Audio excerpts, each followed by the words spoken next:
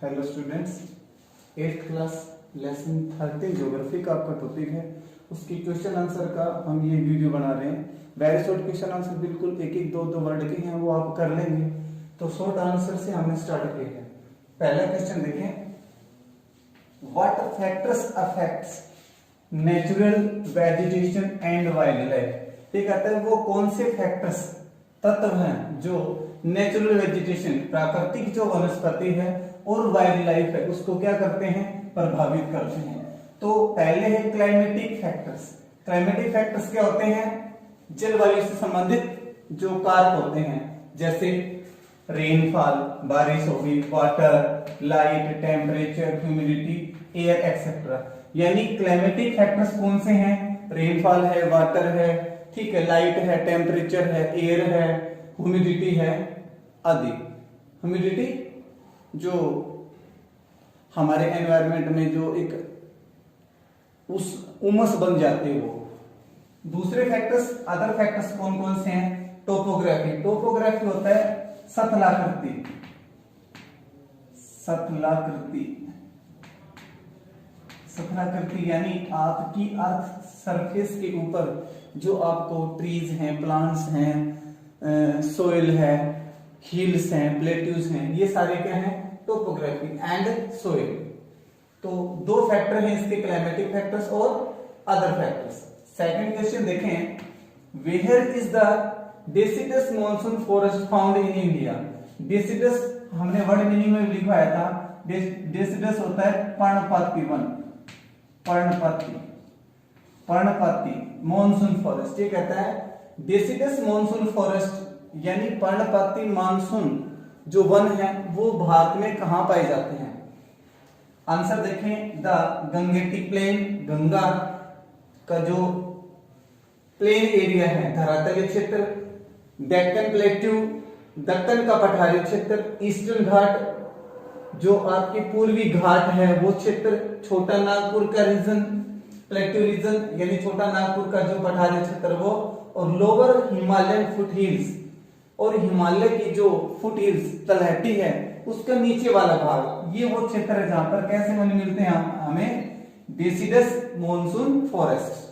Third question है, how does wildlife in the desert adapt to the climate. ये कहता है कि डेजर्ट एरिया के अंदर, मरुस्थलीय जो क्षेत्र है वहां पर जो वाइल्ड लाइफ है वो अपने आप को उस जलवायु में कैसे, अपने आप को उस जलवायु के अकॉर्डिंग अडेप्ट करता है, उसमें अपने आप को ढालता है।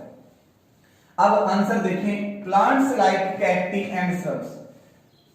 ये कहता है कुछ प्लांट्स हैं जैसे कैक्टी का पौधा होता है, ठीक है, और श्रब्स झाड़ी, एक्सेट्रा ऑफन फाउंड हियर, आमतौर पर ये पाए जाते हैं, इसी प्रकार की वेजिटेशन पाई जाती है, विच नीड्स लेस वाटर, जिसको कम पानी की जरूरत होती है। इसके अलावा सेकंड पॉइंट हो गया आपका एनिमल्स लाइक कैमल एंड एडेक्स।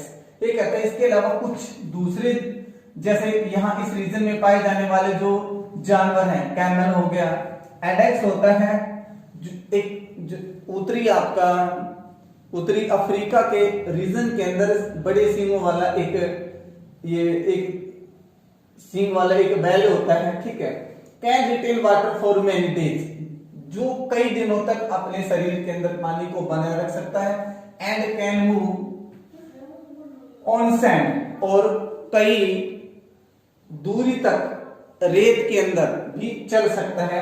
इस वजह से ये दोनों यहां पर अपने आप को इस जलवायु में अडॉप्ट कर लेते हैं। फोर्थ क्वेश्चन है, how does altitude affect vegetation and wild life. Altitude होता है ऊंचाई, एल्टीट्यूड क्या होता है, ऊंचाई। तो कहता है how does altitude affect vegetation and wild life, कि ऊंचाई वाइल्ड लाइफ और वेजिटेशन, वनस्पति और वन्य जीव जंतुओं को कैसे प्रभावित करती है। Altitude affects the amount of sunlight. ये कहता है कि एल्टीट्यूड, ऊंचाई किस चीज को प्रभावित करती है, अमाउंट ऑफ सनलाइट, सूर्य की जो रोशनी है उसको, एंड वाटर, और पानी, दोनों को कैसे, that vegetation and wild life receives, यानी जो वेजिटेशन और वाइल्ड लाइफ के द्वारा जो रोशनी और पानी लिया जाता है वो ऊंचाई के साथ साथ उसमें परिवर्तन आता जाता है। कैसे आता है? As we go from the surface of the earth. ये कहता है जैसे जैसे हम अर्थ की सरफेस से कहां जाते हैं? टू हायर एल्टीट्यूड, अधिक ऊंचाई वाले क्षेत्र में जाते हैं, the temperature become less dense, तो तापमान कैसा हो जाता है? Less dense. डेंस होता है ठोस घना होना, लेकिन लेस डेंस यानी तापमान डिक्रीज होता चला जाता है, कम होता चला जाता है। एंड टेम्परेचर डिक्रीजेस, और तापमान घटता चला जाता है। And wild life vegetation does not develop properly, और ऐसी सिचुएशन में जो वाइल्ड लाइफ और वेजिटेशन है वो अपने आप को प्रॉपरली डेवलप नहीं कर पाते। लास्ट क्वेश्चन है, हाउ